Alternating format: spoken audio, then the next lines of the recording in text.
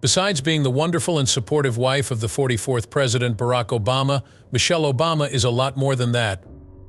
Above all else, she is a mother, writer, and attorney. A role model for Malia and Sasha, Michelle gave up a successful profession to be there for them. Even though Michelle had a strong drive, she was able to handle the challenges of parenthood. She handled the pressures of being a public figure mom with poise and honesty during her time as First Lady. Her daughters see her hard work and appreciate it, but be wary of assumptions. So when Michelle Obama's daughters come clean, she gets rather upset. Michelle Obama's mother, Michelle LaVaughn Robinson, was one of 4 children born to a caring family in Chicago, Illinois on January 17, 1964. Marion Shields, her mother Fraser, her father, and Craig Robinson, the older brother, made up the family. Fraser was the Democratic precinct captain in addition to his job at the city water facility. Her mom was an ordinary secretary at the Spiegel catalog business before she gave up her job to raise her family full-time. In Michelle's loving description, her family follows the typical model: mom stays at home, dad goes to work, and everyone gathers around the table for supper. Her family was strong and supportive of one another. They enjoyed spending time together as a unit, playing games and taking vacations. The two of them form an unbreakable bond, the kind that Michelle will emulate as a parent. Being a part of her tight-knit family gave Michelle a lot of respect for her brother. She had mixed results at school as a result of her admiration for her brother. She endured numerous instances of gender-based discrimination and underestimation. Unlike her brothers, she was never heard. Because of one horrific event, her already toxic circumstances became considerably worse. Michelle's dad was unwell. His sclerosis was a burden for Michelle. The criticism she received from others had an impact on her, but it also served to teach her a lesson that she has used ever since. Michelle Obama grew resilient at a young age, learning to ignore the naysayers and channel their negativity into strength. Michelle began her formal education at Boucher Academy, formerly known as Bryn Mawr Elementary School, where she was enrolled in a special program due to her excellent intelligence.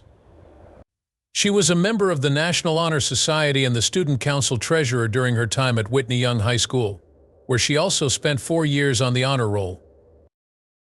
She was named class salutatorian in 1981. After that, Michelle moved on to the next level of her schooling, where she learned that memories of her past were difficult to erase. Michelle discovered that her high school was not the sole location she encountered prejudice when she attended Princeton University, where she studied sociology with a minor in African American studies. She battled for recognition during her time at Princeton University, overcoming obstacles related to her gender, race, and brother. Her roommates were not the only ones that showed bias. There have been rumors that Michelle's white roommate's mother attempted to move her daughter to a different dorm room when Michelle was a student. Even though she made several friends while walking around Princeton, she often felt like an outsider on campus. Michelle joined Third World Center, an intellectual and cultural organization, after experiencing prejudice. Their primary objective was to offer assistance to students from underrepresented groups. She oversaw the daycare and after-school tutoring programs at her school. Michelle was astounded by the abundance of money she's seen in college and had a varied range of experiences overall. College kids whose parents could afford to use BMWs as a means of transportation was one of the things that astonished her. Princeton Educated Blacks in the Black Community was the title of her 99-page thesis, which she completed in 1985 and was presented upon graduation. Michelle had been ignited by an event from her childhood in Princeton. She opted to become an attorney because she wanted to alter things. Michelle had had enough of being treated like a second-class citizen. She aspired to be an advocate both for herself and others. She persisted in her pursuit of admission to Harvard Law School and was successful. Completed her J.D. program in 1988. Michelle felt like a new woman by the time her time at Harvard University was up. She felt more confident and prepared to conquer the world. A defining aspect of Michelle's identity was helped by Harvard. Insights on Michelle's time at Harvard were supplied by her faculty mentor, Charles Ogletree. Despite what others said about her being black and intelligent, he continued, the school helped her see that she could be both. Having a solid understanding of who she is largely due to her schooling. It opened doors for her, and she became the third First Lady behind Clinton and Bush to earn a doctorate degree. Nevertheless, I digress. Let's go back to the narrative. Sense of fairness was very important to Michelle. At one point in her career, she was a housing advocate for low-income residents at the Harvard Legal Aid Bureau. Subsequently, a catastrophic event occurred that devastated her. Eventually, Michelle's father passed away from multiple sclerosis after a long battle. Tragically, another tragedy crushed her just as she was coping with the consequences of her dad's death. Suzanne, another one of her friends, died as well. Rather than letting herself be consumed by her sorrow, Michelle turned these setbacks into a driving force to make a difference in the world. She dove headfirst into her profession because she was hell-bent on being the top lawyer in the world. Dating wasn't on Michelle's agenda because she was so preoccupied with her career. Unfortunately, the handsome Barack Obama was not factored into Michelle's ambitions and plans. When he entered her life, she never was the same. Michelle was initially supposed to mentor him when they met at work. They decided to go out together after sparks flew between them. However, there was a hurdle. In terms of passion, they were distinct. Obama was an adventurous man, whereas Michelle preferred stability. A string of passionate encounters began with their first date, which took place at the cinema. They tied the knot in October 1992 and were eager to begin a family shortly after. The couple was overjoyed when Michelle became pregnant. I then witnessed it. Miscarriage was traumatic for Michelle. After that traumatic incident, Michelle and her husband decided to seek out in vitro fertilization. They proceeded to have two lovely daughters. In 1998, Malia and in 2001, Natasha. Michelle cherished her girls and put them first in her life. For their sake, she even gave up her work as an attorney. It was determined that staying put would be the greatest decision for Barack and Michelle's girls after he was elected to the Illinois Senate in 2004. So instead of relocating to the nation's capital, they remained put in their hometown of Chicago. Making her girls a priority wasn't just something Michelle did. Even her husband had to make sacrifices so he could be there for his family as he ran for president in 2008. Unfortunately, his family suffered as a result of his political career, even if he had good intentions. This was particularly true once he became the 44th president of the U.S. In his second book, The Audacity of Hope, Barack Obama discussed the family's predicament at the time, writing that he and his wife, who were both exhausted and under a great deal of stress, had little time for romance and conversation. Michelle felt apprehensive. Despite her wealth, fame, and influence, there was one thing that mattered more to her than anything else: her family. In an effort to keep her family together, Michelle sought out counsel. She wanted to know how Rosalind Carter, Hillary Clinton, and Laura Bush had kept their families united while serving as first ladies. Later on, when Michelle needed additional assistance, she invited her mother to join her in the Oval Office.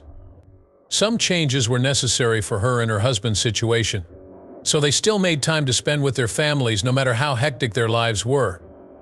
Most significantly, they made care to keep loving each other while planning game evenings and trips.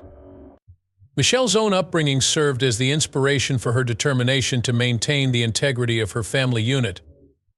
Her father taught her to keep going even when faced with adversity. He prioritized his family and refused to let his illness define him. Their general welfare was her top priority. She kept an eye on their schoolwork, instilled in them the value of empathy, read them goodnight tales, and gave them space to grow into their own people, apart from her and their dad. Like Michelle, Barack Obama prioritized spending time with his girls as often as possible. Through his strong bond with them, he vowed to ensure that history would not repeat again. He was adopted at a young age. He vowed he would spare his children the anguish he had endured. He spoke highly of his girls in an interview with Ellen DeGeneres. When it comes to Malia's readiness to leave, I'm still not prepared. She is a close buddy of mine. She's prepared to leave, but I'm going to miss having her around constantly. She's a really competent and intelligent individual. She is prepared to strike out on her own. Michelle, in agreement with her husband, shared that she told her girls to follow in their footsteps and make their own mark in the world, rather than letting themselves be defined by their parents' successes. She advised them to stop worrying about what other people think of them and focus on developing a sense of self-awareness so they may choose their own path in life, rather than worrying about what other people think of them or what I think of them. Nonetheless, to give serious consideration to the way they wish to mold their life and navigate this society. Consequently, I do not want children to judge themselves by the standards set by others. I know that this is especially challenging for young ladies. Michelle Obama's lack of opposition to Malia's decision to take a gap year after high school was consistent with her attitude of letting her children find themselves. Barack Obama agreed with her decision, saying that they were both really needed at that time, because their lives would soon be back to normal. It begs the question, why did Michelle opt to take a year off? For Malia, making a mark in show business is both a lifelong dream and a burning passion. During her time off, she interned in New York City on the set of Girls, an HBO series starring Lena Dunham. She was a California-based production assistant for the Halle Berry starring science fiction drama Extant, which was later canceled. In addition to an internship in Washington, D.C.'s Smithsonian National Zoo, Malia was ready to go back to school after her gap year. A number of colleges, including her parents' alma mater, had been considered by her. During her hunt, she stopped by a few other universities, both public and private. Among the many universities she researched were Stanford, New York, and the University of California, Berkeley. Michelle, who is always willing to offer advice to her kids, offered Malia some suggestions regarding potential career paths. Michelle spilled the beans about her conversation with Malia in an interview with 17. Keeping together as a family has been a priority for the Obamas, she added, and it proved useful throughout the challenging times under Obama's presidency. The family has persevered despite the media's criticism and ridicule. The good news is that things have become much easier since they left the White House. After leaving the White House, Michelle has been very forthcoming about their lives. Their time together during the coronavirus pandemic lockdown was one of the most formative experiences of their relationship. It was in the midst of a poignant and heartfelt moment. Malia and Sasha Obama's profound and moving confession was shared by Michelle Obama, who was likewise moved to tears by it. During this difficult time, the mother of two girls expressed how her daughters have grown tired of being with their parents. The family had been enjoying each other's company before to this revelation, and they were all looking forward to being together when the lockdown was announced. She informed me that we could each spend a day working independently. We would work throughout the day, exercise for a little, and then meet together in the evenings since the daughters were still in school in the spring. We planned to do these things. After we had our beverages, we would play games and solve riddles. The initial weeks of the lockdown appeared to be enjoyable for the family. As Michelle elucidates, Barack instructed the girls in the art of spades. Things were actually somewhat structured on our part. For example, on the day of the art exhibit, we all went out and painted watercolors, which we subsequently displayed. There was a shift afterwards. The ladies wanted to return to their regular life, which included college, because being with their parents was boring and exhausting. At first, our children may have become tired of us, which was perfectly acceptable because we had grown tired of them too. The summer season thus began. Additionally, she mentioned that during the summer, they had the freedom to explore new activities and enjoy more time outdoors. They were able to break the monotony cycle by doing activities like visiting the winery. Her girls quickly got back into their Zoom lessons, which was a big assistance.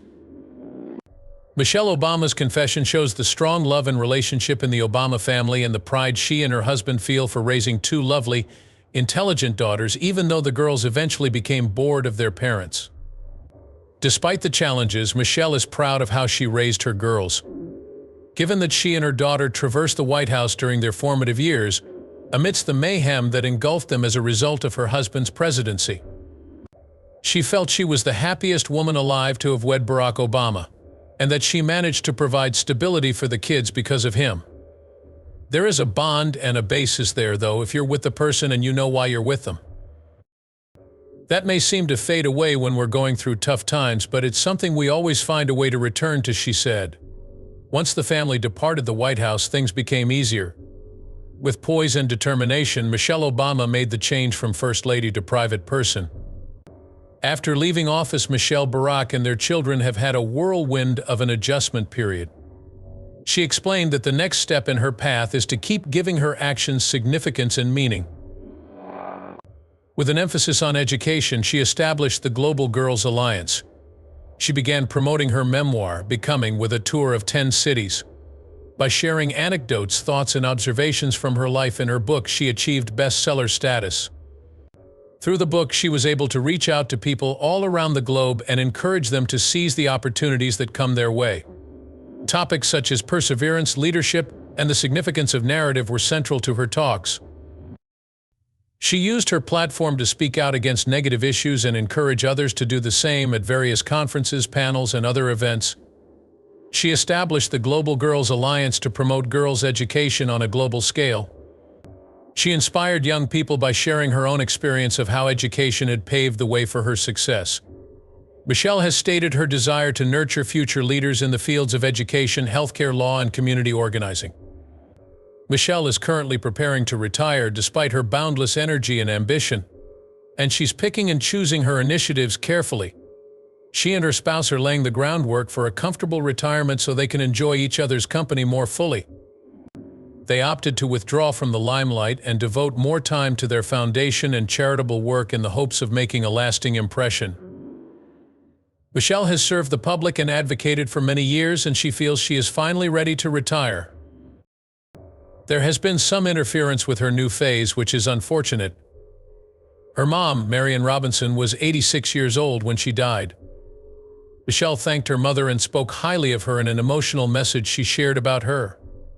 Whatever Marian Robinson had, their small apartment, homemade Christmas decorations, or do-it-yourself hairstyles she was happy with. A mother who cares profoundly is characterized by strength and devotion, and Michelle possesses both of these qualities. She is devoted to her family. The care she gave her own children was just the beginning of this attribute.